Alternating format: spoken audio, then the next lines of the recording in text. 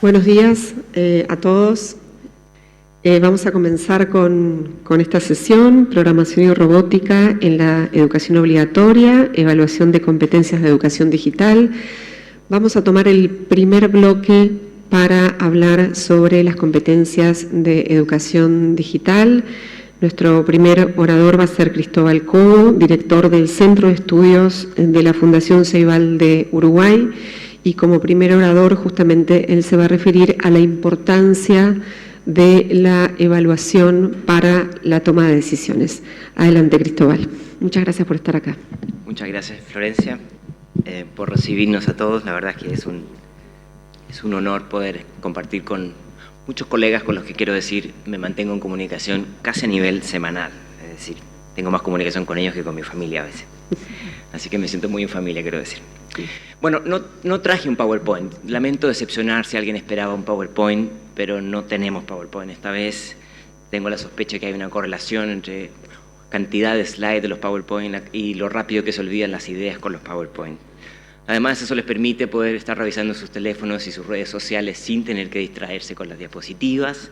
Solamente va a ser una presentación de orden oral y muy cortita, porque, como dice Florencia, quiero poner algunas ideas para marcar la discusión de esta mañana, y desde ya ofrezco una disculpa porque voy a tener que salir un poco antes del final. La primera idea tiene que ver con la importancia de una cultura de rendición de cuentas en un marco de políticas educativas acompañadas con tecnología. La educación en general, pero la educación tecnológica en particular, siempre viene acompañada de una fuerte inversión económica. Y la inversión económica no solamente es relevante en términos de los montos de dinero, sino de las expectativas que ello genera. Por eso es tan importante buscar estrategias, mecanismos que aseguren que haya una mejor puesta de evidencias con respecto a los esfuerzos que se implementan. Es crítico que nuestros organismos y nuestros países cuenten con mejores datos. Y no solamente datos para hacer las investigaciones, sino que asegurar la sostenibilidad de esos datos para que cuando las administraciones cambien, esos datos puedan ser utilizados y reutilizados por otros para que los aprendizajes de esas evaluaciones de impacto queden para los que vienen. Eso tiene que ver con evaluar intervenciones para identificar cuáles son las más costo efectivas.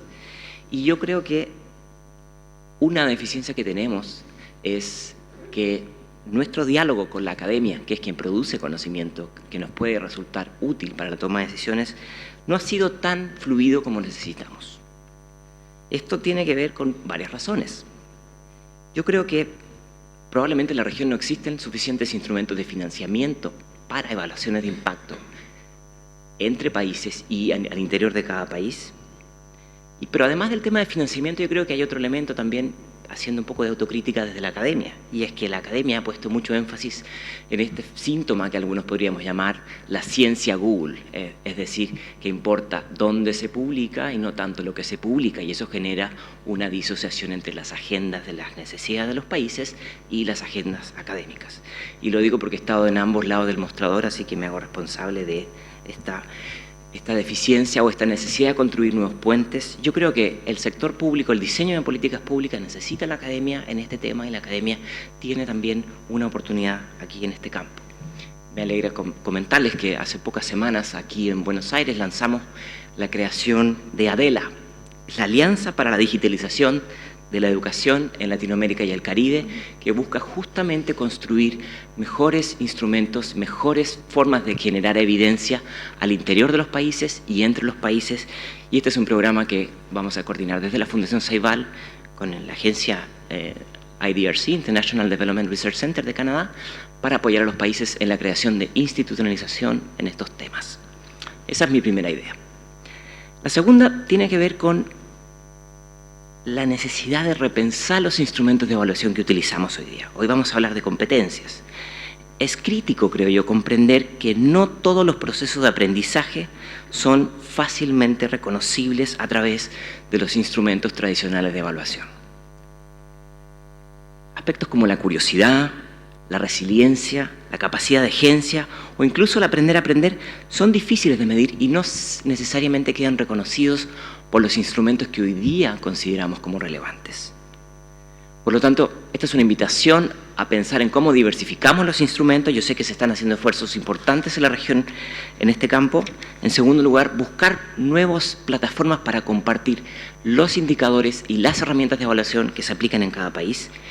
Y en tercer lugar, avanzar de manera más sistemática en evaluaciones de tipo regional. Mis colegas presentaron algunos estudios en los que estamos trabajando, esfuerzos para que podamos hacer instrumentos de evaluación comparados entre países para aprender en realidades que son culturalmente mucho más próximas. Hay una ironía aquí. Las habilidades difíciles de medir son las que hoy día definen las nuevas brechas. Ya no solamente la brecha de acceso, sino que las brechas de uso crítico y de uso creativo, son las que hoy día marcan una distinción enorme con lo que en algún momento fueron las competencias digitales centradas solamente en el uso instrumental de los dispositivos. Pero tenemos que seguir avanzando en esto de construir nuevos instrumentos porque con los que tenemos creo que no es suficiente. Esa es mi segunda idea. La tercera y última, dije que iba a ser muy breve, tiene que ver con que hoy podemos medir más que nunca. Y podría parecer rápidamente una contradicción con mi primera idea, pero es curioso que hoy día tenemos una capacidad de integrar datos de distintas plataformas, de distintos espacios digitales sin precedentes. Estoy hablando no solamente de Big Data, sino que de inteligencia artificial, en la capacidad de integrar distintas fuentes de información. Hoy día la inteligencia artificial, estimados colegas, está en la puerta de la escuela. En China, por ejemplo, ya entró. Y habrán visto ustedes, en una buena cantidad de escuelas en China, se están utilizando sistemas de reconocimiento facial para identificar si los niños están atentos, están concentrados, desconcentrados y, por supuesto, mandarle un mensaje a los padres para notificar sobre esto.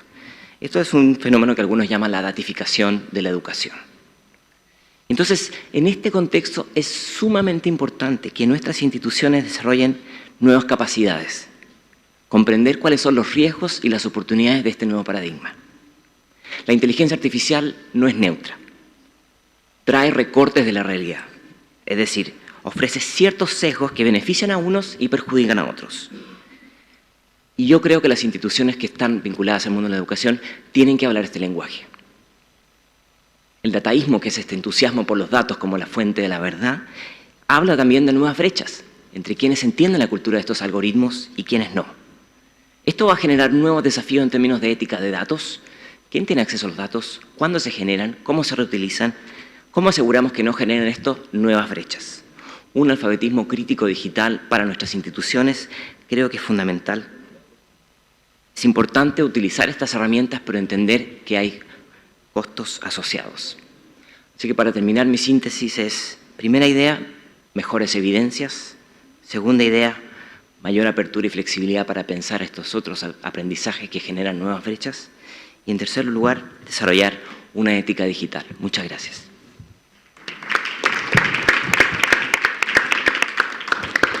Muchas gracias, Cristóbal, por estas reflexiones iniciales, que han sido una muy buena introducción para pensar en estos desafíos que, como bien decís, no son neutros y requieren pensar críticamente qué es lo que adoptamos y qué es lo que cuestionamos. Vamos a seguir ahora con Cristina Cárdenas Peralta, coordinadora general de Aprende México. Muchas gracias por estar aquí, Cristina. Adelante. Bueno, muchas gracias por la invitación. Como menciona Cristóbal, es para mí también un gusto estar aquí hoy porque somos amigos y porque hemos discutido muchas veces este tema, varios de esta mesa, y tenemos iniciativas en común para apoyar a la medición, el monitoreo de lo que hacemos en la política pública de inclusión digital. Mi tiempo lo voy a enfocar más a lo que ha sido para mí aterrizar lo que en teoría se tiene que hacer y cómo lo bajamos realmente a campo cuando tenemos una situación. La siguiente lámina, por favor. Cuando en México tenemos un número de usuarios de Internet bastante alto, ya 71 millones de usuarios de Internet se han registrado en los últimos censos y tenemos de esos 19 millones son menores de edad. Las escuelas que nosotros atendemos en nivel público son 23 millones, a nivel público y privado 25, entonces es una cifra bastante compleja para poder monitorear y evaluar. La anterior, por favor. Hace rato mencionaba Cristóbal la importancia de tener datos para poder tener unas buenas transiciones. En México, desde el 97, hemos tenido diferentes programas, empezando por Red Escolar, Enciclomedia, Habilidades Digitales para Todos. En cada uno de estos programas hay una historia que contar y desafortunadamente cuando llego a la administración encuentro muy pocas bases de datos, por no decir casi nulas, y sí encuentro mucha documentación administrativa, muchas evaluaciones que se hicieron, pero posteriores a que se hubiera hecho el proyecto. Los proyectos casi siempre duran la mitad de un sexenio porque se planean la mitad y se ejecutan la otra mitad y se evalúan 2 años después. Así, hasta hace muy poco, nosotros en México estábamos entregando dispositivos. Se entregaron más de 2 millones de computadoras y tabletas a 15 estados de la República que se estuvieron documentando principalmente en hojas de papel, se metían en cajas y cuando yo llego a la siguiente administración, cuando se genera Aprende, que es el organismo que nosotros creamos para poder tener una política más integral, encontramos nada más como evidencia cajas de papel con muchísimas documentaciones firmadas, pero no hay ni una base de datos. Cuando pedí la versión digital me dieron un CD con muchos PDFs, pero no había nada relacionado con la capacitación que se pudo haber dado, el uso del contenido que se hizo en estos dispositivos, porque todo estaba precargado y no había una plataforma de monitoreo. Entonces, básicamente del 2013 al 2016 fue una repartición de equipamiento que no tiene trazabilidad del uso que se le dio. Por eso nosotros decidimos generar con esta evidencia de tener datos en papel, no tener como lo que se había podido documentar en lo que pasó en esos 3 años y reconociendo los esfuerzos que se habían hecho desde el 97, decidimos generar un nuevo programa. Este nuevo programa contempla 6 componentes que consideramos fueron los más importantes o rescatables durante las administraciones pasadas y esos componentes tienen como objetivo principal desarrollar las habilidades digitales y el pensamiento computacional. De ahí, cuando hacemos todo este cambio en esta administración, se viene una nueva pregunta, y esto, ¿cómo lo vamos a medir? ¿Cuál va a ser el objetivo? ¿Cómo lo vamos a estar midiendo? ¿Con cuánta frecuencia? ¿Con qué instrumento? Porque desafortunadamente, cuando se hace un cambio de esta naturaleza, repercute mucho en temas administrativos. La parte que antes se medía para ver si el programa era exitoso o no, era el número de dispositivos entregados en las escuelas, y esa métrica pues se documenta con las cajas de papel que les mencionaba, pero el poder medir el impacto del uso de la tecnología para desarrollar las habilidades digitales es algo bastante complejo. Tuvimos que ir a muchísimas oficinas dentro de la Secretaría para hacerles ver que Scale, que es el indicador que ocupa la Secretaría de manera oficial para ver el impacto que tienen las políticas públicas, no era el que nosotros necesitábamos para ser medidos. Y así fue que aceptaron una prueba que nosotros habíamos hecho piloto anteriormente, en la que se medían las habilidades digitales. Este instrumento se hace de manera online.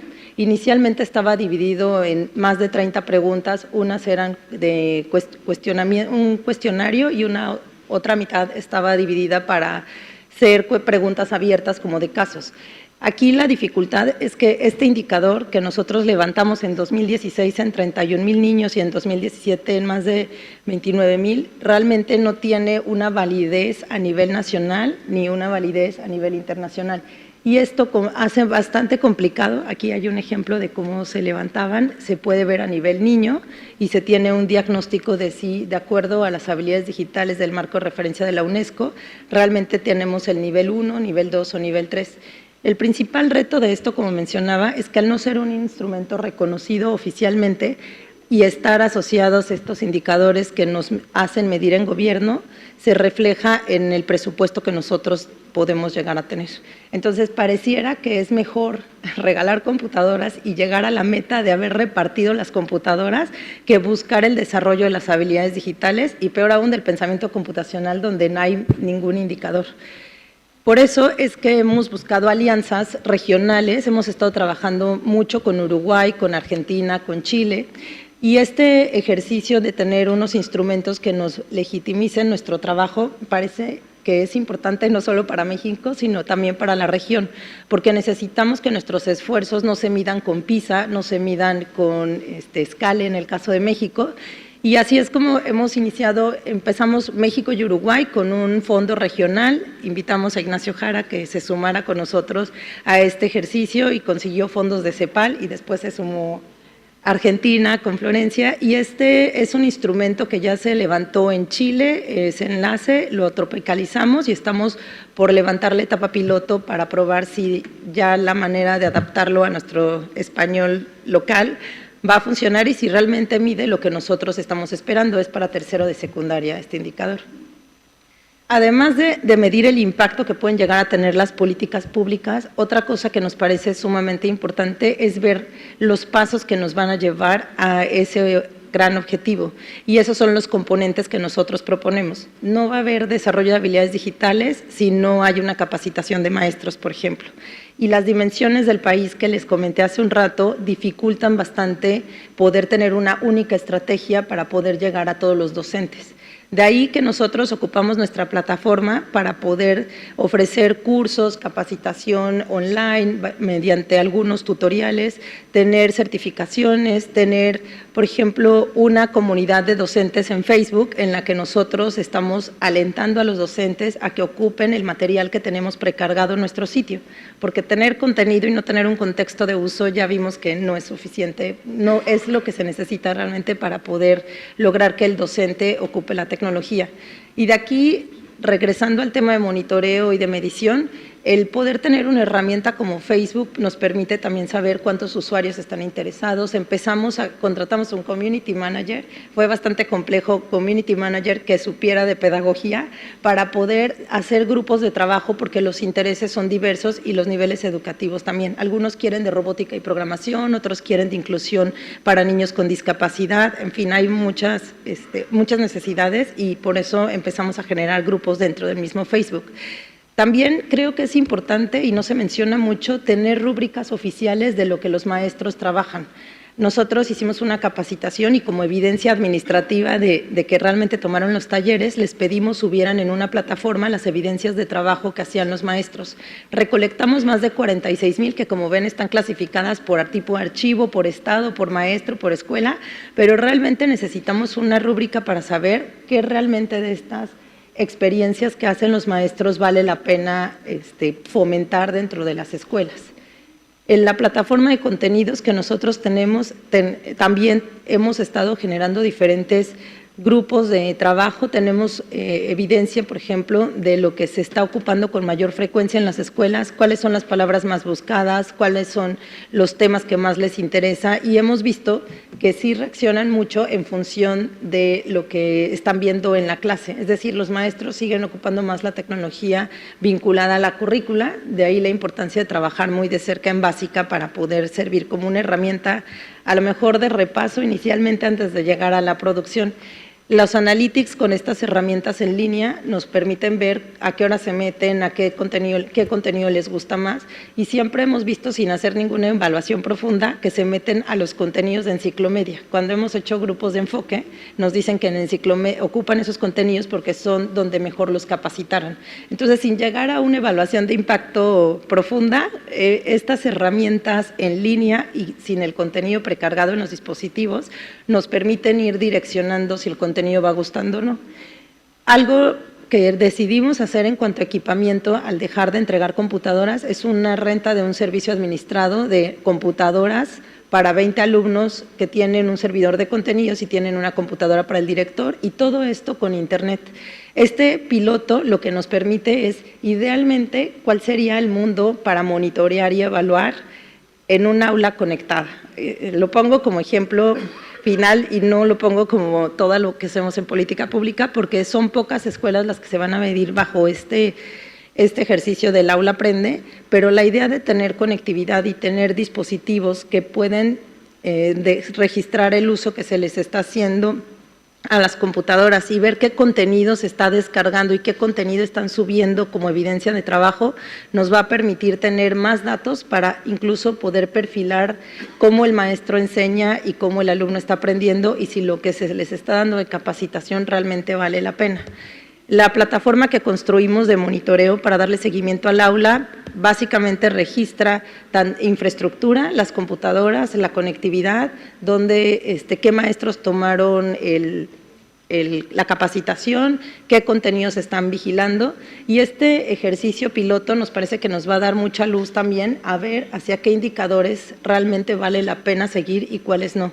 Como mencionaba Cristóbal hace un rato, los grandes retos son la protección de datos, porque tenemos los servidores en Google, las computadoras que ganaron fueron Chromebooks, entonces empiezas a tener bastantes nuevos problemas, como el de si vas a desarrollar las habilidades digitales, tienes que tener con qué medirlas y no hay, y lo mismo, si vas a estar ocupando nuevos datos y vas a tener en posesión datos de menores con sus maestros, también tienes que acercarte a las áreas que vigilan la protección de datos de los alumnos. En general, eso es un poco lo que les quería platicar hoy, cómo nos ha ido en México en temas de monitoreo y evaluación, y bueno, muchas gracias por su atención. Muchísimas gracias, Cristina, por tu presentación y por estar acá.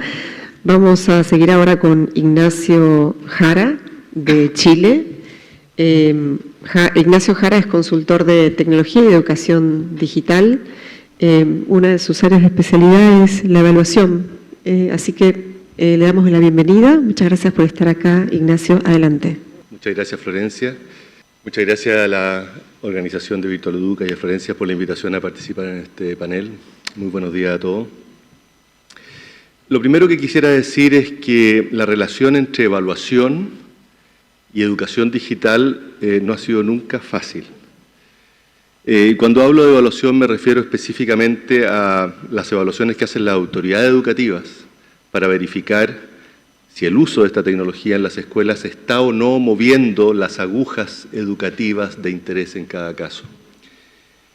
Este es el santo grial de la educación digital, verificar que sus promesas se hacen realidad. La verdad es que hasta ahora los intentos por mostrar el impacto de la tecnología en las aulas no ha tenido los frutos esperados. Las políticas digitales prometieron que las tecnologías ayudarían a incorporar innovaciones pedagógicas, a enganchar a los estudiantes en actividades que, y a todos nos parecía evidente que así sería, que tendrían resultados como resultados más y mejores aprendizajes en las diversas materias curriculares donde se aprovechara su potencial educativo. Sin embargo, y a pesar de que en experimentos y pilotos de pequeña escala las intervenciones con tecnología mostraban resultados auspiciosos, cuando se quería pasar del macetero al potrero, cuando se quería ver el bosque, cuando se quiere ver la escala de los sistemas escolares, los resultados a esa escala, los efectos se vuelven esquivos a nuestras evaluaciones. Es cierto que se han encontrado algunas excepciones, en ciertas materias, en ciertos lugares, cuando se usa de cierta manera, de bajada y con viento a favor. Pero la promesa de un impacto masivo no ha podido ser confirmada. Para medir estos impactos se han utilizado evaluaciones de logro educativo que desarrollan los países, o las mediciones internacionales, como PISA o TERCE de la UNESCO en nuestra región. Pero en ningún caso ha sido posible establecer una relación positiva, sistemática, entre el uso de las tecnologías y los aprendizajes de los estudiantes medidos por estos instrumentos. Se han intentado muchas explicaciones para esta paradoja. Por ejemplo, algunos piensan que esta manera de evaluar el impacto de la tecnología en la educación está mirando el lugar equivocado, pues consideran que las tecnologías no son instrumentos para mejorar los aprendizajes tradicionalmente medidos por estos test de logro educativo, y que en cambio debieran crearse evaluaciones especiales para medir las habilidades del siglo XXI que estas tecnologías sí favorecerían. Hay ejemplos de proyectos internacionales como el proyecto ATC21 que hizo este intento. Otros dicen que el problema son los docentes, que no saben cómo sacarle partido y que mientras no aprendan, ningún intento tendrá fruto. También se argumenta que falta tecnología. Sigmund Papert solía decir que no era esperable ningún cambio mientras cada niño no tuviera su propio dispositivo para uso personal, al igual que sería inimaginable una escuela efectiva donde los chicos tuvieran que compartir sus cuadernos y lápices. Bueno, argumento que está siendo superado gradualmente por la realidad. Más allá de estas explicaciones, la falta de evidencia sobre el impacto de la tecnología en los aprendizajes de los estudiantes sigue siendo una verdad incómoda, especialmente para los policymakers, para los decisores de política que yo lo he sido, hemos decidido enormes inversiones con la promesa de que esto ayudará a la calidad de la educación, calidad tal cual todas la entendemos y la medimos hoy. Lo interesante es que esta falta de resultados no ha afectado mayormente la continuidad de las políticas digitales, pues los expertos y el público en general, y también los docentes, seguimos creyendo que su incorporación en la educación ayudará a su modernización y ayudará a preparar a los jóvenes para un mejor desenvolvimiento en la sociedad digital que está emergiendo.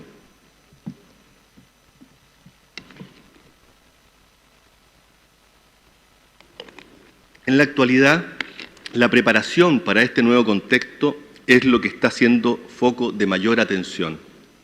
La acelerada masificación de la tecnología está generando nuevas demandas para las escuelas, entre ellas, desarrollar las competencias digitales de los estudiantes, aquellas habilidades, conocimientos y actitudes más estrechamente vinculadas con la tecnología, que los habilitará para participar y contribuir en la sociedad digital. En efecto, la llegada de la tecnología a las manos de los niños está generando cambios en sus vidas diarias, cuyas implicancias estamos recién comenzando a entender. No se trata solo de cambio en su manera de socializar y de entretenerse, sino también en la manera de aprender y abordar su propio proceso formativo y educativo. Como nunca antes en la historia, los estudiantes tienen un mundo en la punta de sus dedos, abriendo un océano de oportunidades para su curiosidad e intereses. Sin embargo, aprovechar el potencial de Internet requiere de criterio y autonomía que deben ser cultivados desde muy temprano. Es común ver que los niños tiendan a satisfacer sus inquietudes con material audiovisual que ilustra contenidos pero que carece de profundidad y detalle, que pueden encontrar nueva información pero que a menudo copian y pegan lo primero que encuentran, sin mayor revisión o reflexión sobre su confiabilidad y pertinencia. O que cuando trabajan y producen nuevos contenidos en el ambiente digital les cuesta focalizar su atención distrayéndose en juegos y redes sociales. La participación de los niños y jóvenes en los nuevos espacios de convivencia virtual también tiene sus claroscuros.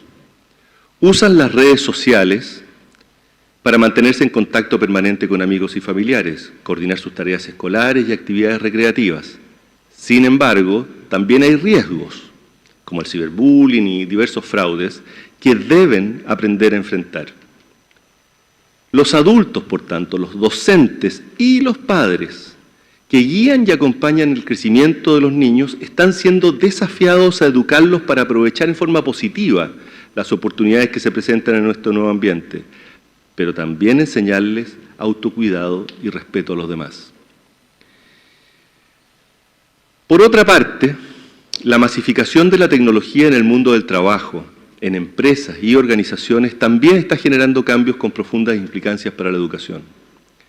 La innovación y el desarrollo económico de los países es crecientemente sustentado por la incorporación de tecnologías en procesos productivos, servicios y productos, lo que está creando contextos laborales flexibles y altamente tecnologizados.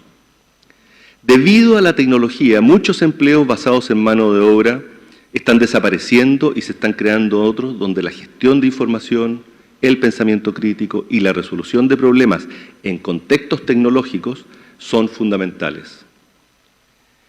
Todo esto, que seguramente no es novedad para nadie de esta sala, implica el desarrollo de nuevas capacidades vinculadas estrechamente con la tecnología, que, pese al mito de los nativos digitales, no surgen automáticamente del acceso a los recursos tecnológicos, Y peor aún, descansan de manera significativa en recursos culturales y cognitivos de los individuos que son difíciles de desarrollar y que están muy desigualmente distribuidos en nuestras sociedades. Uno de los ámbitos de estas competencias digitales que está siendo objeto de particular atención refiere a la capacidad de los estudiantes de usar la tecnología para gestionar información en Internet. Buscar, seleccionar, analizar, producir información, así como compartir y colaborar con otros y comprender los dilemas sociales y éticos propios de los ambientes digitales, de manera que aprendan a comportarse en estos nuevos espacios de convivencia. Países como Inglaterra o Australia, que fueron líderes en desarrollar instrumentos para medir estos de aprendizaje, y ya hay estudios, incluso estudios internacionales como ISILS, que se aplicó por primera vez en 20 países, incluyendo la ciudad de Buenos Aires, en 2013, y que su segunda aplicación está siendo realizada este año 2018 del orden de 14 países, 2 latinoamericanos. En nuestra región, Chile desarrolló un instrumento de este tipo y lo aplicó hace varios años, y ahora junto a estos 3 países, Argentina, Uruguay y México, están terminando de adaptarlo para aplicarlo en forma conjunta el próximo año en el marco de una colaboración inédita que mencionó Cristina, que se está realizando bajo el alero de CEPAL. Pero otro ámbito de competencias digitales que está adquiriendo particular relieve refiere a la enseñanza de las ciencias de la computación, el pensamiento computacional y la programación de computadoras. Muchísimos países están considerando que estos conocimientos son esenciales para que los ciudadanos puedan adquirir una mayor comprensión del mundo digital y sepan aprovechar las tecnologías para resolver problemas de muy diversa índole y no solo problemas de información, como veíamos en el caso anterior. También se argumenta que se requiere acercar a los jóvenes a la computación antes de salir de la escuela, de manera de aumentar las vocaciones de carreras científicas y tecnológicas cuya relevancia es creciente. Por último, se dice que esta disciplina desarrolla habilidades cognitivas de alto nivel, como el razonamiento lógico y la resolución de problemas, transferibles a los más diversos ámbitos de la vida. En suma, se argumenta que estos conocimientos de ciencia de la computación también serían fundamentales para la participación plena en la sociedad y la economía del siglo XXI. Hay un movimiento global, en consecuencia, para ampliar la presencia de estos temas en los currículos escolares. En nuestra región, muchos han promovido la ciencia de la computación como especialidad en la educación técnica y vocacional, pero ahora muchos más están incorporando esta materia desde la educación primaria. Por ejemplo, Uruguay y Argentina iniciaron recientemente políticas nacionales. Chile está haciendo lo mismo y muchos otros están pensando hacerlo en el futuro. Y bueno, Costa Rica lleva 30 años enseñando programación en primaria y algo menos de tiempo en secundaria. En paralelo a estos avances de las políticas, se están desarrollando instrumentos de evaluación, por ahora experimentales, para evaluar el aprendizaje de los estudiantes en pensamiento computacional. Por ejemplo, la última versión de ISILS, esta prueba internacional que mencioné anteriormente, tiene un módulo experimental para evaluar pensamiento computacional que alguno de los países está aplicando. En el caso de programación, dije pensamiento computacional, en el caso de programación hay más experiencia porque es una disciplina que a nivel universitario hay mucha experiencia, aunque todavía son muy dependientes los instrumentos disponibles a los lenguajes y los dispositivos que utilizan, lo que complica su extensión.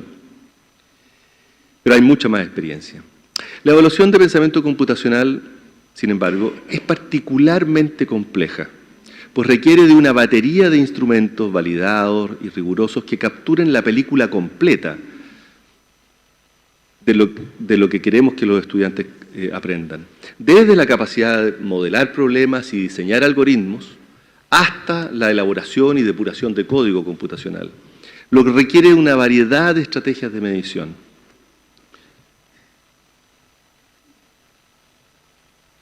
Un aspecto particularmente complejo es lo que cuesta capturar los procesos y no solo los resultados del trabajo de los alumnos, que es lo realmente valioso, cosa que es particularmente difícil incluso para los profesores cuando trabajan en aula.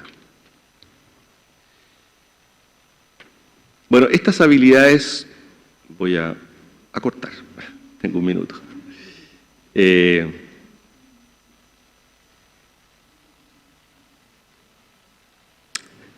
Solo decir de que a estas alturas del partido hay claridad de que para avanzar en la inclusión digital se requiere de un trabajo conjunto en todos los niveles hacia la promoción y evaluación de estas nuevas competencias. Es muy probable que, como hasta ahora, por un tiempo la evidencia se niegue a recompensar nuestros esfuerzos. Esto claramente no detendrá el avance, pues sabemos la importancia de una evaluación que fortalezca nuestra capacidad de aprovechar la revolución digital. Pero esta convicción, que si bien siempre ayuda, es necesario complementarla con evidencia empírica de evaluaciones que nos ayuden a mejorar y ajustar el rumbo. Muchas gracias.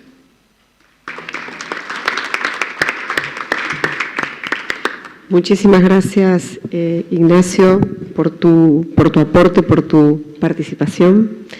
Vamos a continuar ahora con Paula Camarda, directora de gestión de la Secretaría de Evaluación Educativa del Ministerio de Educación de la Nación, quien va a presentar algunos de los trabajos que se están realizando desde el Ministerio de Educación de la Nación en cuanto al registro y evaluación de TIC. Bueno, muchas gracias. Muy buenos días a todos.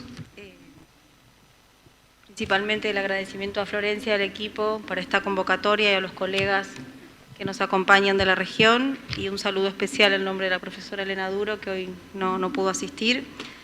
En esta primera parte, tal como dice Florencia, nosotros queríamos compartir con ustedes lo que se viene desarrollando desde el año 2016. Parte de lo que vamos a presentar aquí forma parte de un informe técnico en relación al uso de las tecnologías de la información y la comunicación. En ese marco, la Secretaría de Evaluación Educativa, un poco siguiendo la importancia de lo que implica evaluar y tener datos, como vienen planteando los colegas, viene trabajando a través de evaluaciones para identificar los factores que puedan contribuir a mejorar la calidad y la equidad del sistema educativo. En ese marco queríamos también compartir un poco el sentido de este trabajo que lleva adelante la Secretaría de Evaluación Educativa, y que venimos trabajando en comunión y colaboración permanente con las 24 jurisdicciones que conforman nuestro país, llegando y articulando un sistema de evaluación que pueda ser dinámico y que sea transparente. Un poco acá planteábamos el tema de poder llegar con los datos, y en este sentido, en el marco de lo que son las evaluaciones de aprender, hemos llegado a cada institución y a cada escuela con un reporte específico, un reporte transparente, un reporte didáctico que ha acompañado a cada institución escolar, como así también los reportes nacionales, jurisdiccionales de cada una de las provincias.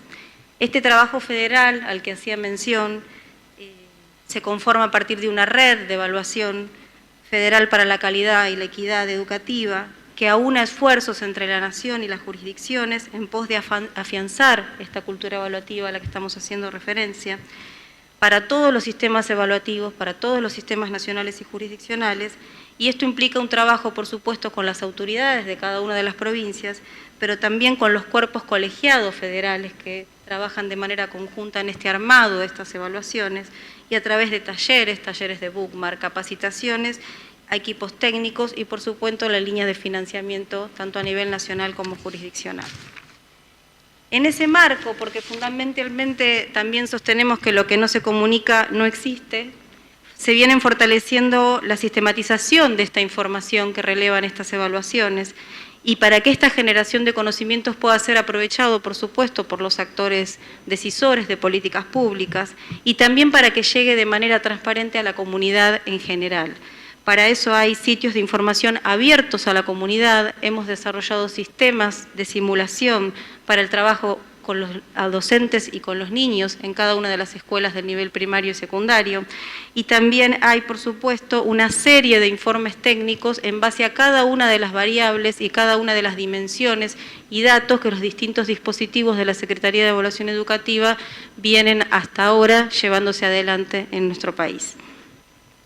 Nuestros ejes entonces de trabajo, como les comentaba, están centrados en evaluaciones sistemáticas y periódicas que buscan alcanzar los aprendizajes de alumnos a través del dispositivo Aprender, pero no solo los niveles de desempeño, sino también el contexto donde esto se desarrolla, las políticas públicas llevadas adelante en cuanto a su funcionamiento e impacto, y las instituciones, cómo se fortalecen las instituciones también a través del fortalecimiento de una autoevaluación institucional, o sea, de generar las autoevaluaciones institucionales. En este año les queríamos compartir también que estamos en este periodo llevando adelante pilotos y dispositivos de evaluaciones internacionales. Estamos trabajando en la totalidad del territorio con la devolución de los resultados en articulación con las direcciones de nivel, tanto primario como secundario, de lo que fue Aprender 2017, y ya se está trabajando también de cara al 2018 con la implementación del dispositivo Aprender, que se va a realizar en octubre de este año. Aprender, en este caso nosotros hoy vamos a presentar uno de los informes temáticos producto de estos cuestionarios de contexto que forman parte de Aprender. Aprender brinda varias informaciones. Una tiene que ver con un reporte por escuela, que como les mencionaba antes es el reporte que llega dentro del marco de la Ley Nacional de Educación y el secreto estadístico a cada uno de los directores de escuela a través de una plataforma creada para tal fin, un poco siguiendo lo que decía el colega y lo que hablaba también acá recientemente quien nos acompaña de México y de Chile. Hay también una dimensión de lo que implica desarrollar plataformas activas, dinámicas y simples para que docentes y directivos puedan trabajar. Este reporte se aloja en una plataforma muy amigable, con muchísima información también para que los directores y docentes puedan trabajar en la mejora de la educación de cada una de sus instituciones. Un reporte nacional de resultados de lo que Aprender releva, reportes jurisdiccionales que se articulan con los reportes por región de nuestro país, un sistema abierto de consulta a la comunidad que también está en línea, presentación interactiva de datos y los reportes temáticos. Esta prueba Aprender se desarrolla por el Ministerio de Educación a través de la Secretaría de Evaluación Educativa, pero como les comenté, en consenso con el Consejo Federal, con las 24 jurisdicciones y la participación del Cuerpo Colegiado Federal de Docentes y Especialistas de todo el país. Con respecto al contexto, a la información de contexto que releva Aprender, parte de la información tiene que ver con el clima escolar, la autopercepción de los alumnos en relación a sus niveles de desempeño, en relación a sus vínculos con los docentes y con sus pares, las prácticas educativas y el uso de tecnología, entre otras informaciones que se fueron ampliando en el año 2017 y que para este año, en el 2018, fortalecen también, y les comento y ampliamos las preguntas de estos cuestionarios de contexto en relación a género, a educación sexual integral, a ruralidad y a inclusión. O sea, en este sentido son cuestionarios dinámicos que vienen creciendo y vienen fortaleciéndose en función de lo que queremos nosotros también abordar. A raíz de este cuestionario complementario, entonces, hoy lo que vamos a compartir con ustedes es producto de esta analítica, de este cuestionario sobre datos de Aprender 2016, que en realidad son datos que lo que buscan es profundizar hacia dónde seguir trabajando en relación a la incorporación de lo que hoy llamamos competencias digitales. ¿Cuál sería el propósito? Que estas escuelas puedan construir conocimientos genuinos sobre saberes emergentes, sobre los saberes emergentes que necesitamos. Entendemos que estos ejes que acá trabajados pueden ser insumos que fortalezcan los datos para la toma de decisiones de política educativa digital que ya se vienen llevando adelante, por supuesto, y los procesos evaluativos subsiguientes que también estamos trabajando. Bueno, con respecto a Aprender 2016 y este informe que le presentamos, Aprender 2016 llegó a, como ven ahí, 30.000 escuelas de todo el país, tuvo un 90% de cobertura, fueron indagados más de 200.000 estudiantes, un 71% de cobertura y más de 55.000 docentes. Como les decía, Aprender buscó generar información, caracterizar el contexto sociodemográfico de los estudiantes y escuelas y relevar opiniones de los distintos actores del sistema. En este sentido, las preguntas sobre TIC que abren este informe tuvieron que ver Por un lado, con la disponibilidad de recursos informáticos y la conectividad y tipos de uso en el ámbito personal, la disponibilidad de recursos informáticos y conectividad en las escuelas y el uso pedagógico de esos recursos informáticos. En cuanto al primer tema, que tiene que ver con la disponibilidad de recursos y el acceso a computadoras en las escuelas, lo que pudimos observar como datos emergentes es que el acceso a computadoras está extendido y beneficia a los estudiantes más que a los docentes, y esto ha tenido que ver con distintos marcos de dotación hasta el año 2016. En relación al nivel secundario es el que cuenta con mayor disponibilidad de computadoras en las escuelas, más allá que los directivos dicen que los recursos no son aún suficientes en función de sus necesidades, y el sector de nivel secundario estatal reporta mayor satisfacción con respecto a la suficiencia de computadoras en relación con el sector privado. Si observamos los gráficos, ustedes pueden observar ahí que el porcentaje de escuelas según disponibilidad de computadoras para el uso de estudiantes, tanto a nivel primario y secundario, tenemos un 88,3% que sí disponen y un 11,7% a nivel de estudiantes, que tiene un recorte por sector, no sé si lo llegan a ver, pero que tiene un recorte por sector privado o estatal, y el gráfico que acompaña a la derecha es el porcentaje de escuelas según disponibilidad de computadoras para el uso docente, y esto habla de esta diferencia entre el acceso a las computadoras en las escuelas por parte de los directores o los docentes. La modalidad de integración más extendida en el trabajo con computadoras en el aula es en primaria con aula digital y en secundaria con aula digital, en primaria con aula digital y en secundaria con una computadora por alumno, pero ahí tenemos una diferencia en lo que es la gestión. En cuanto a la gestión privada, tienen mayor cantidad de uso en lo que es el laboratorio, a diferencia de este uso en el aula. Con respecto al acceso a Internet, que me gustaría mencionarlo, si se puede, es la anterior a esta. Son 3 slides nada más que quedan, que me gustaría esa anterior. A ver, permiso. ¿Lo paso yo, chicos? Ok. Con respecto al acceso a Internet, también ha arrojado este informe el porcentaje de escuelas según acceso a Internet por nivel y sector. El acceso a Internet es mayor en el nivel secundario. 8 de cada 10 escuelas acceden a Internet frente a 6 de cada 10 del nivel primario. Existe una brecha bastante importante entre ambos sectores de gestión estatal o privada, y más de la mitad de las escuelas primarias y secundarias estatales acceden a Internet de manera gratuita, porcentaje muy marginal en el sector privado. Ahora sí vamos a los usos. La diferencia entre usos personales. Con respecto a los usos personales de TIC de los estudiantes, tanto para primaria como secundaria, les comentaba que estos cuestionarios de contexto fueron a docentes y estudiantes. Hay 2 diapositivas que queríamos compartir con ustedes, 2 informaciones en relación a los usos y a la facilidad. En primaria y secundaria, los usos más frecuentes son la comunicación con pares, parte de esto ya comentaron también los colegas, la diferencia entre primaria con un 71,5% y un 89,3% en secundaria, el consumo audiovisual. En primaria el tercer uso más destacado es la práctica lúdica. En secundaria 8 de cada 10 alumnos utiliza TIC para las redes sociales, aunque también mencionan la búsqueda de información para la escuela, con una diferencia entre un 40% para primaria y un 70% para secundaria. Un dato que también nos resultó relevante poder compartir es la facilidad que dicen los alumnos tener en relación al poco o nada difícil con el uso de TIC. Así fue preguntado, ¿cuánto difícil o nada difícil te resulta el uso de tecnologías? Y podemos ver que transferir archivos, copiar o mover carpeta o copiar información está dentro de los usos más frecuentes. Editar fotos o imágenes, enviar mails entre un 75%, encontrar programas, conectarse entre un 65%, crear presentaciones electrónicas. Sin embargo, realizar cuentas en hoja de cálculo es una de las tienen un 46,6%, o sea, es una de las cosas que con mayor dificultad aparecen en este informe.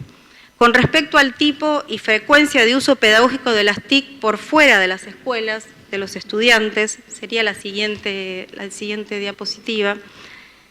No hay grandes diferencias por corte de gestión, sí, la mayoría, como decíamos antes, están vinculadas a la búsqueda de información de Internet. En color celeste van a ver al menos una vez por semana, en verde algunas veces en el mes, en amarillo algunas veces en el año y casi nunca en rosado.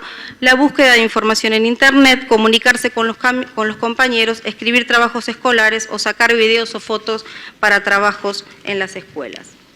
Con respecto al uso pedagógico de TIC en la escuela que mencionan los estudiantes, esto era el uso pedagógico de TIC por fuera, la siguiente es el uso pedagógico de TIC en la escuela, si podemos pasar a la siguiente. Hay una marcada diferencia entre la frecuencia, de una mayor frecuencia que existe en el uso de nivel primario y otra, o sea, como pueden ver, hay una mayor frecuencia en el uso de nivel primario y en ambos niveles la frecuencia es más alta en el sector privado, con una brecha más marcada en el nivel primario.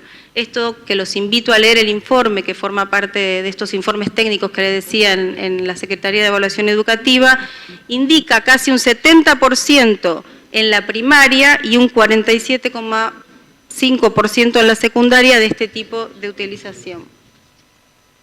Con respecto al tipo de uso pedagógico de las TIC en las escuelas, y con esto me gustaría cerrar en términos a lo que buscamos este vínculo de integración y complejidad para las competencias digitales, que sería la diapositiva siguiente, van a ver que hay un alto porcentaje en relación a lo que manifiestan los docentes sobre el tipo de uso pedagógico de TIC en las escuelas, que las propuestas de actividades de uso de tecnología más requeridas o más llevadas adelante, tanto en el nivel primario como secundario, es el trabajo colaborativo, la búsqueda de información, selección de bibliografía, pero hay muy pocas actividades propuestas en relación a lo que tiene que ver con el uso de software específicos, con el uso de programación y el uso de cómo vincular las distintas plataformas para que esto se pueda llevar adelante. En este sentido es que venimos a presentar este informe que queríamos compartir con ustedes, porque de alguna manera, y siguiendo las exposiciones de los colegas, el generar el vínculo potente y profundo para que se pueda unir esta búsqueda de información en base a lo que implica hoy el pensamiento computacional y las competencias digitales, implican esta tarea de amalgama en un trabajo que tiene que ser profundizado en términos de cómo llevar adelante una integración pedagógica de TIC significativa y profunda. Me queda nada, ¿no? No, ya. Solamente por la percepción, hablamos de la percepción de los estudiantes sobre el uso de las TIC. Que cerrarlo porque digamos, todos los colegas se han seguido el tiempo. Simplemente comentarles que en esta línea es que estamos trabajando de manera articulada con las distintas direcciones y por supuesto la última diapositiva que después los invito a compartir también tiene que ver con la percepción, una variable que a nosotros nos parece riquísima en términos de qué piensan los chicos y cómo se ven los chicos sobre el uso de las TIC. Los estudiantes de nivel primario consideran que aprenden más, digo, también hay que pensar y poner en términos de qué entienden ellos por lo que se aprende más cuando utilizan computadoras, y los chicos de nivel secundario, que son quienes más acceso tienen a la tecnología o el acceso a Internet, solamente 2 de cada 10 considera que aprenden más con una computadora. En este sentido, dejamos este informe técnico para ser profundizado y seguir trabajando con ustedes. Muchas gracias. Muchas gracias, Paula. Bueno, en esta sesión teníamos previsto tratar 2 bloques, uno más relacionado con todo el ámbito de evaluación, tanto sobre la importancia de realizar e implementar políticas de evaluación, como también en relación a las habilidades digitales, a las competencias digitales y a las estrategias y las políticas para su desarrollo, haciendo foco también en la integración curricular. En este último tramo nos va a hacer una presentación ahora en nombre del Ministerio de Educación de la Ciudad de Buenos Aires, Diego Meiriño, subsecretario de Planeamiento e Innovación Educativa. Adelante, Diego. Bueno, muchas gracias. Buenos días a todos. Antes que nada quiero probar esto. Perfecto, bien. Hemos montado este potro, entonces ahora podemos seguir. Bueno, lo que yo quería compartir con ustedes en este pequeño espacio es un programa que nosotros estamos empezando a desarrollar en la ciudad que se llama Enlace Digital Ciencias y que, como mencionaba recién Florencia, relaciona un poco el mundo digital, ¿sí?, con la enseñanza, por supuesto, de los conceptos relacionados a programación y robótica, pero además bien aplicado para la enseñanza de las ciencias en este caso. ¿Cuál es nuestra meta? Es aprender y enseñar ciencias usando tecnologías digitales, como mencionaba recién. Es un proyecto que, si bien tiene una base técnica, es un proyecto con un trasfondo netamente pedagógico. Lo que intentamos además es abordar todo el área de ciencias naturales y tratar de mejorar, por un lado, la percepción que los alumnos tienen de ciencia. Ignacio hace un momento mencionaba que el aprendizaje de las ciencias en varios de los países desarrollados parece ser como una tendencia, también un foco específico en función también de los empleos y de las profesiones que se identifican para el futuro.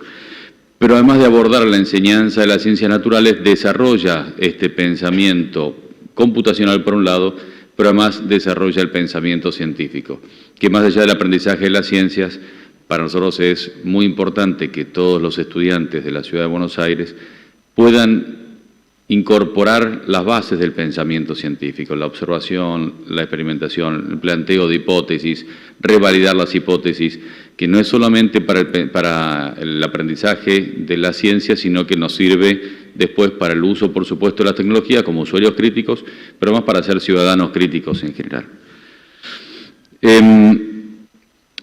Todo este plan se sustenta en un camino que ya se ha recorrido en la Ciudad de Buenos Aires, en donde el pensamiento computacional está identificado como una línea prioritaria desde el año 2013. Entonces hubo muchos avances que se han ido desarrollando durante estos años, que tiene que ver con que se han dictado más de 6.500 talleres de pensamiento computacional, que tenemos más de 124.000 alumnos que han sido impactados, que tenemos hoy todas las escuelas, o a lo largo de este año, todas las escuelas con full conectividad, y además que tenemos, desde el punto de vista pedagógico, un facilitador pedagógico digital por escuela para todas las escuelas de formación inicial y para las escuelas de formación primaria.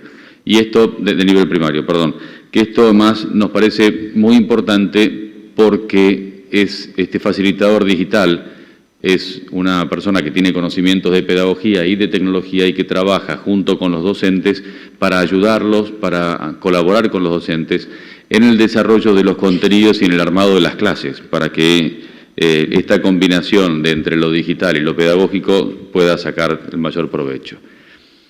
Hoy tenemos en la enseñanza de las ciencias, esto lo voy a comentar muy rápido, pero hay más de 33 escuelas secundarias orientadas en ciencias, hay 6 escuelas primarias identificadas e intensificadas en ciencias, y además tenemos en la ciudad distintos clubes de ciencias y tenemos además varias ferias de ciencias, que todo esto converge en un hackathon que hacemos de manera anual. No voy a entrar mucho en el detalle del hackathon porque no tenemos tiempo, pero sí contarle que es un hackathon que se desarrolla en la ciudad desde hace ya algunos años y que cuenta con el apoyo de varias empresas, tanto privadas como organismos del Estado, como puede ser, por ejemplo, el Centro Atómico de Bariloche.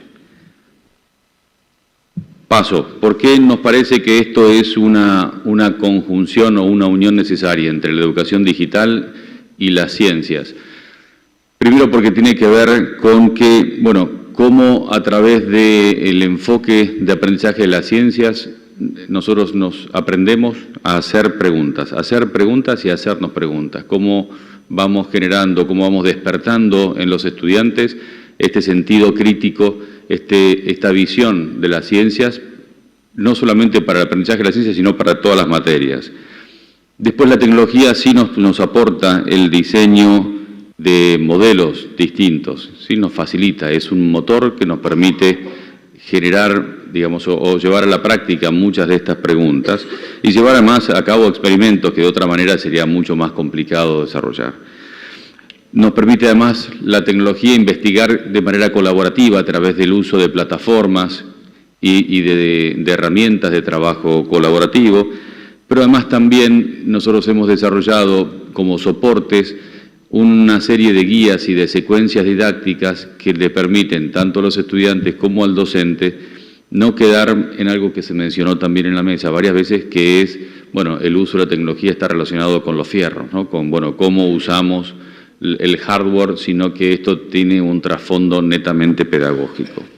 Y Y de esta manera lo que nos interesa es que los alumnos puedan entender también cómo construir los prototipos y cómo compartir ese conocimiento que van desarrollando entre los grupos, los estudiantes del mismo grupo, pero también a través de otros grupos. Y ahí tiene que ver con lo que mencionaba antes de las ferias y los hackatones. Por eso les cuento rápidamente que este es una conjunción que nosotros vemos de entre el pensamiento científico, el pensamiento de diseño y el pensamiento computacional, y que esto nos habilita a empezar ya a desarrollar estrategias de trabajos de aprendizaje basados en problemas y de aprendizajes basados en proyectos. Que esto para el aprendizaje de las ciencias tiene mucha importancia, pero además en la ciudad de Buenos Aires, que hace ya un año empezamos con un proyecto bastante ambicioso de la reforma de la escuela secundaria a través del programa llamado Escuelas del Futuro, que está alineado con las escuelas 2030 que nos propone Nación. Y es un cambio que relaciona justamente dejar de aprender de manera disciplinar a empezar a incorporar conceptos areales para poder abarcar una estrategia de aprendizaje más amplia. Y esto para ciencias se ve claramente, es decir, es muy rápido, es muy fácil identificar que se pueden aprender ciencias, se puede aprender matemática relacionada con la física, relacionada con la química y relacionada con la biología, usando por supuesto la tecnología como motor. ¿Cuáles son los recursos que tenemos para esto? Bueno, tenemos varios recursos en la ciudad, tenemos varios ambientes con disponibilidad o con alta disponibilidad de tecnología. Si nosotros no voy a entrar en el detalle de lo que fue la dotación de equipamiento, me autopongo el papel de un minuto,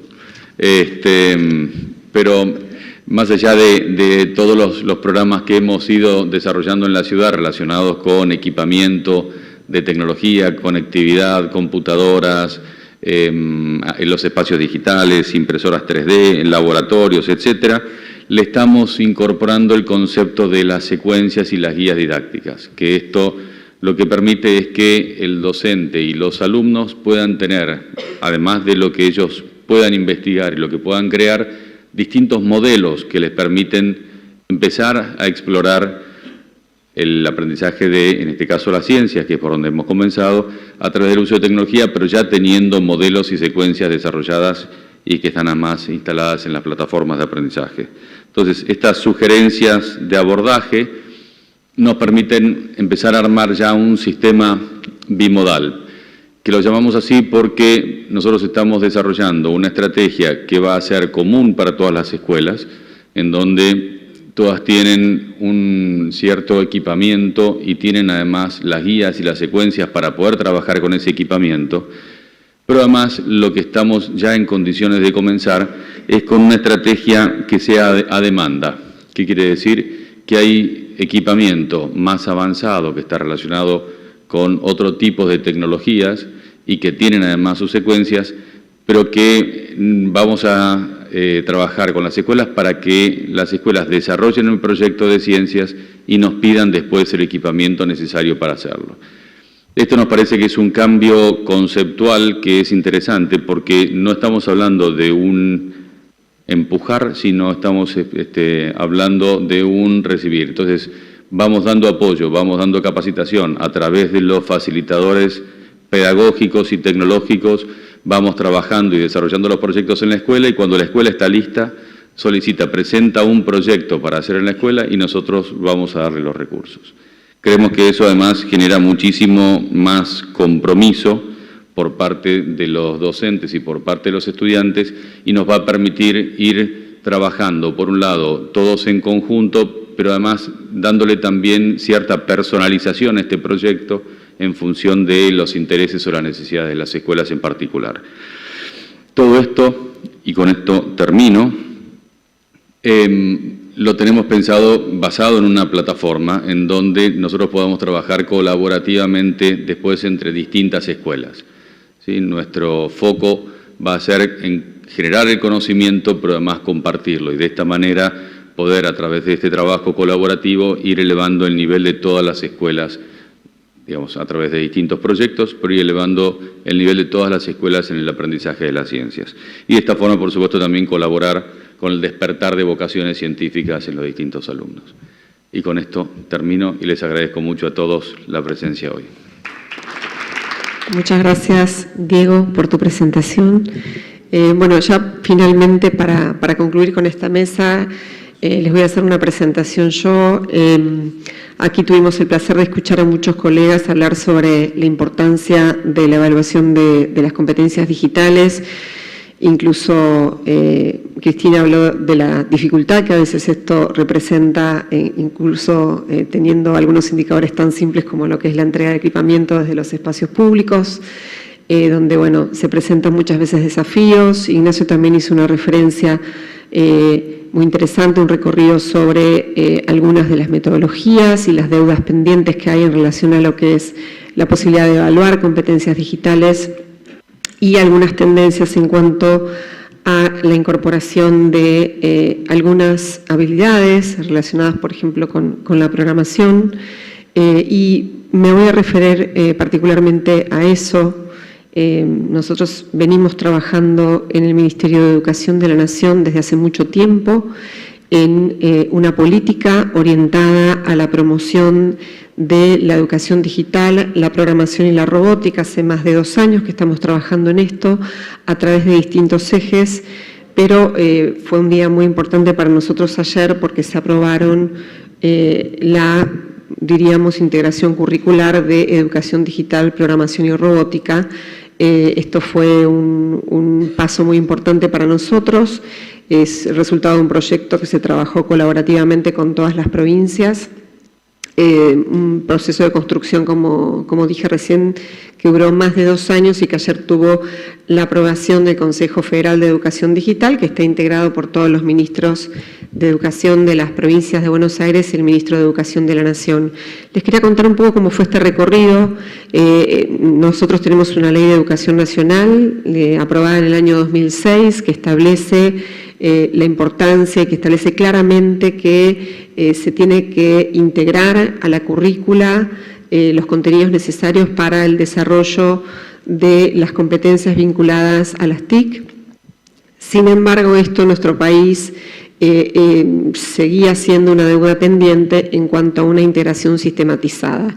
Sabemos, y también hizo referencia Ignacio a eso, que en nuestra región, en muchos países, que están promoviendo, implementando programas para la enseñanza de la programación, pero creemos nosotros que para hacer esto en forma articulada y en forma integrada a una política pública, más allá de integrar algunos proyectos que presenten y que posibiliten el desarrollo de estas habilidades, tiene que haber consensos y documentos claros sobre cuáles son concretamente las habilidades a desarrollar, en qué edades, y poder de ese modo tener un andamiaje sistematizado para poder llevar eso al sistema educativo. Estas construcciones no son construcciones que se hacen en un día o en una semana, sino que llevan todo un tiempo y toda una serie de consensos. En nuestro caso hicimos una consulta con más de 100 especialistas, sistematizada, con especialistas del mundo académico, de la comunidad educativa y en una menor medida de la industria y del tercer sector. Analizamos las currículas de todo el mundo que están integrando este tipo de conocimientos. Hicimos 3 marcos pedagógicos de educación digital, de programación y robótica y de lineamientos digitales, y un proceso federal de construcción de toda la resolución que se aprobó ayer, junto con objetivos de aprendizaje muy detallados por nivel. No vamos a tener tiempo para hacer una presentación exhaustiva. Hay algunos ejes transversales que hemos tomado como indicadores para poder presentarlos. Los núcleos de aprendizaje prioritarios, ese es el nombre técnico en Argentina, así se llama lo que podríamos denominar una currícula nacional o estándares nacionales. No están divididos por ejes específicamente, todos los ejes son transversales, están interconectados, pero sí divididos por niveles, y el nivel primario y secundario divididos por ciclos, presentados de manera que haya una progresión en el desarrollo de autonomía y de complejidad. Con respecto a la implementación y a cómo fue planteado esta propuesta curricular, Hay muchas tendencias en el mundo. Uno de los países precursores ha sido el Reino Unido, que lo ha hecho a través de una materia específica que se llama Computing en el Reino Unido, pero hay ejemplos de muchos otros países que están trabajando y con quienes nosotros venimos trabajando desde hace también mucho tiempo y teniendo videoconferencias e intercambio de información, como Suecia, que lo está haciendo, por ejemplo, a través de 4 áreas curriculares. El desafío es ser muy precisos en la integración curricular, si es transversal, precisando muy bien qué contenidos se incorporan en qué materia, de manera de evitar que aquello transversal se pierda sin un docente que es responsable de llevar adelante los contenidos. Esa es parte del desafío que tenemos y estamos trabajando en contacto con toda la comunidad internacional, también con Japón, que también ha aprobado la integración curricular, con cuyo ministro estuvimos también la semana pasada en el G20, donde también, bueno, Argentina está en este momento ejerciendo la presidencia del G20 y la semana pasada fue la primera reunión ministerial de educación en la historia del G20 y tuvimos el placer de coordinar ese encuentro y tuvimos una actividad particular que trató sobre la importancia del aprendizaje de la programación con participación también de chicos de escuelas de gestión estatal de Mendoza. Fue una experiencia muy interesante para poder compartir toda la progresión internacional. Voy a pasar rápido a la presentación. Estos simplemente son parte de los marcos que marcaron el recorrido para poder construir nuestra currícula nacional. En este sentido, nuestros lineamientos curriculares se inician en el nivel inicial. Eso es una particularidad y es algo que, por ejemplo, en el caso de Australia se presenta. Australia comienza a trabajar en el nivel inicial.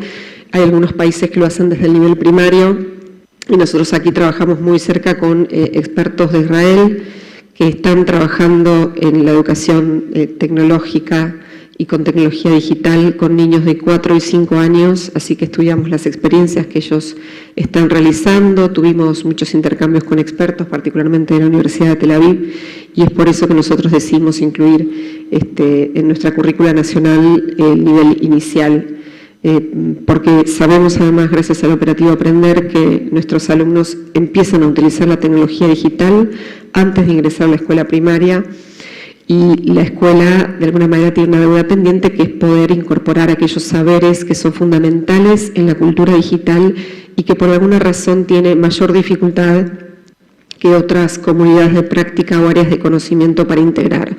Por eso es fundamental empezar a trabajar en el nivel inicial y es justamente la posibilidad de trabajar algunos saberes en una edad temprana lo que permite mayor posibilidades de aprendizaje en futuros niveles. Esto es particularmente importante para los sectores más vulnerables que no tienen quizás en sus hogares algunos apoyos como para poder desarrollar estos saberes a través de otros espacios u otros recursos que no sean las escuelas. En este sentido, la educación pública o la educación de gestión estatal, como llamamos aquí en Argentina, cumple un rol fundamental.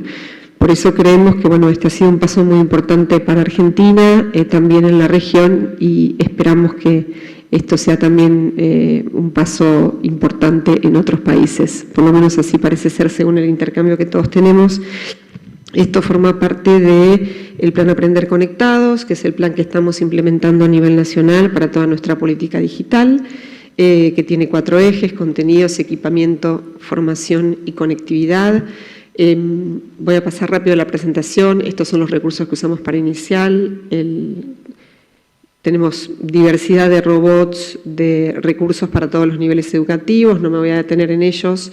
Gran cantidad de material, catálogos de gestión para las jurisdicciones, para los directores, para los docentes, para saber todos los recursos con los cuales pueden contar y poder acceder a ellos.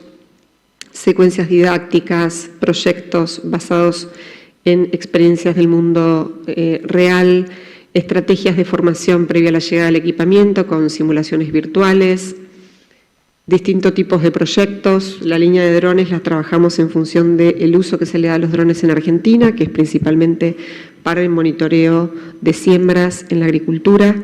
Hicimos un trabajo con el CONICET, que pertenece, para quienes no lo conocen, es el órgano de Argentina, público, que nuclea a todos los científicos del país, y allí tomamos las experiencias, sobre todo del mundo productivo y científico, para uso de drones, para poder desarrollar nuestros materiales de secuencias didácticas en función de los usos reales. Tenemos distintas líneas de robótica con distintas técnicas para poder llegar a los docentes de una manera empática y clara. Muchos de ellos son con videos, con videotutoriales. Tenemos también series educativas con dibujos animados, con videos estilos YouTube para poder llegar de una manera efectiva a los alumnos. No sé si estás por ahí, Nadia. A mano podemos poner muy brevemente para mostrar uno de estos videos, solo unos segundos para que no se estire mucho la presentación, pero básicamente el objetivo es poder llegar de una manera empática a los... ¡Aventura! Superhéroes argentinos de la educación digital.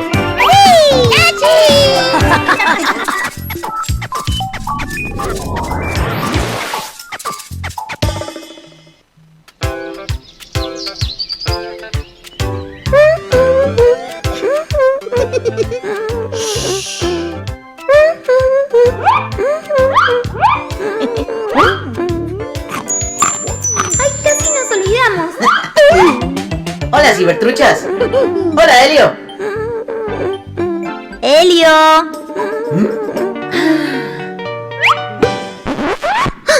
¿Qué pasó? ¿Me hablaron? Sí. Ay, perdón, estaba escuchando una lista de videos que me gustan para compartir. ¿Quieren escuchar? ¡Ay, sí! Voy a poner este video desde el principio. No vamos a parar de bailar.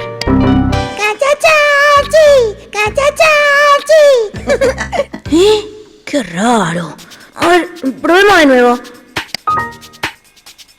No, creo que necesitamos ayuda.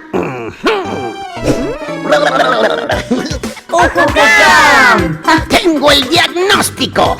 La computadora está demasiado llena de cosas. ¿Cosas? ¿Qué cosas? Migas. ¿Alguien estuvo comiendo sobre el teclado? Ajá, pero eso no es todo. Está repleta de descargas, documentos desordenados, programas, canciones y hasta un virus. ¡Un virus! No se preocupen, ya lo eliminé. Pero a ustedes les toca ordenar todo lo demás, así que presten atención. Ordenar la compu. ¿Y cómo lo hacemos? ¿Me ayudan? Sí. Primero, tenemos que guardar cada cosa en su lugar. En este caso, poner los archivos en carpetas. ¡Lista para ordenar! Seleccionamos los archivos y los arrastramos hasta la carpeta que queremos.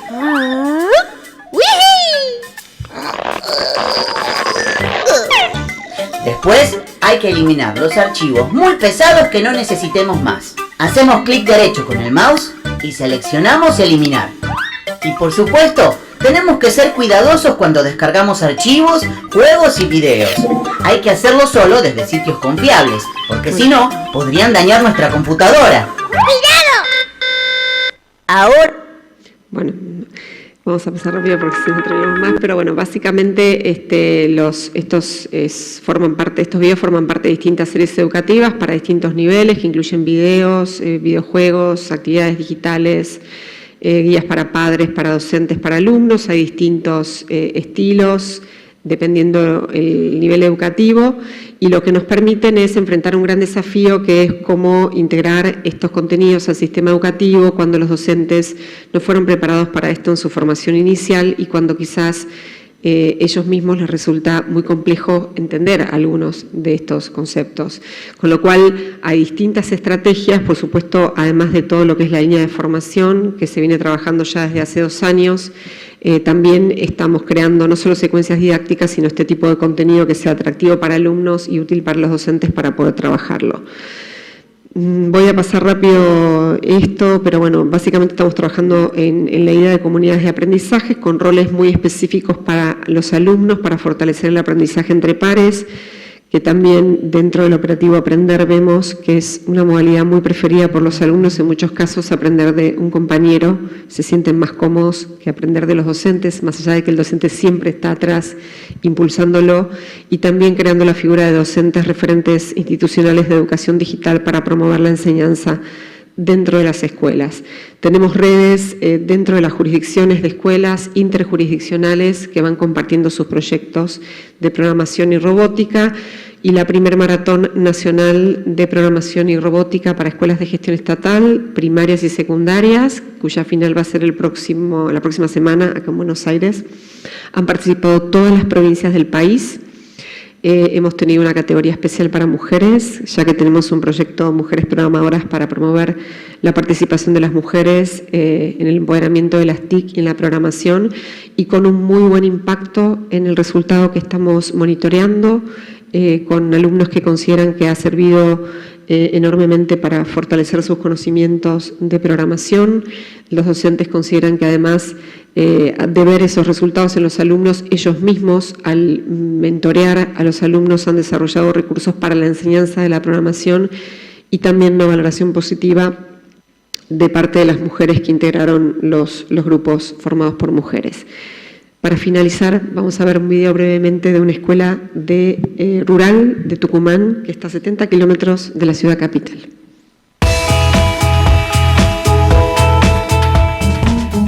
Todas estas modificaciones educativas, esta aparición de nuevos roles, la llegada de los equipos tecnológicos a las escuelas, nuevas formas de trabajo. No podíamos seguir teniéndolas con respuestas viejas, teníamos que innovar. Nosotros empezamos a trabajar con el Scratch desde el año pasado. Sí, ahora vamos a Están trabajando mucho la ortografía y he notado mucho más rápido la evolución de chicos que inclusive no estaban leyendo. Nosotros ahora estamos trabajando desde otra óptica, la alfabetización. Básicamente, después de mucho investigar, nos pudimos plantear un objetivo: mejorar los procesos de enseñanza-aprendizaje para desarrollar en nuestros alumnos capacidades, pero basado en las competencias del siglo XXI, en la metodología de trabajo que iba unificando.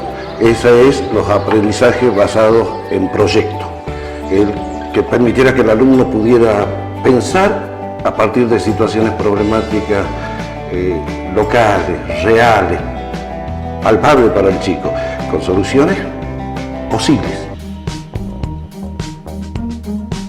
Esto que era, a ver si se acuerdan que era los robots del kit de robótica que nos llegó hace un tiempo. Y aquí. O sea que empieza a ser mayor la responsabilidad porque estábamos en el camino acertado. Ahora ya tenemos los marcos referenciales nacionales que le empiezan a poner la línea, el horizonte a donde va. Pueden ser bastante complejos los lugares en los que estamos, pero mientras seamos capaces como escuela de darle la herramienta para que el chico transforme su realidad, se puede soñar con que hay posibilidad de igualdad y equidad en estas comunidades.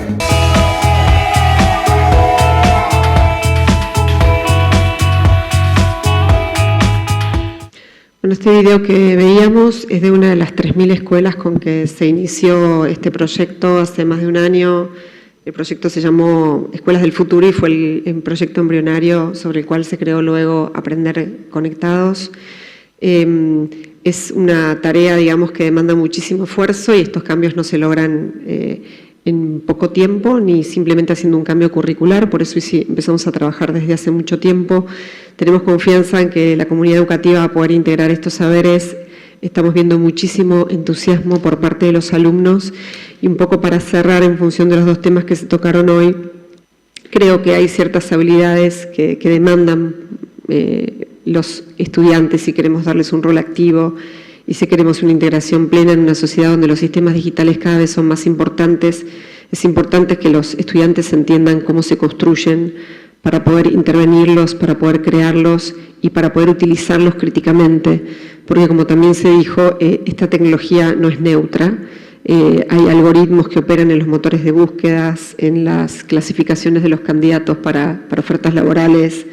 Necesitamos estudiantes que conozcan esto y que puedan construir la sociedad digital. En el campo de la evaluación, por supuesto que queda mucho por construir y probablemente haya, como decía Ignacio, un tiempo en el cual no podamos tener certeza sobre algunas de las transformaciones que se están construyendo con estos proyectos, pero tampoco podemos quedarnos atrás con la integración de estas habilidades. Así que, sin lugar a duda, todo esto forma parte de los desafíos que seguiremos afrontando. Muchas gracias a todos por venir y a todos por participar.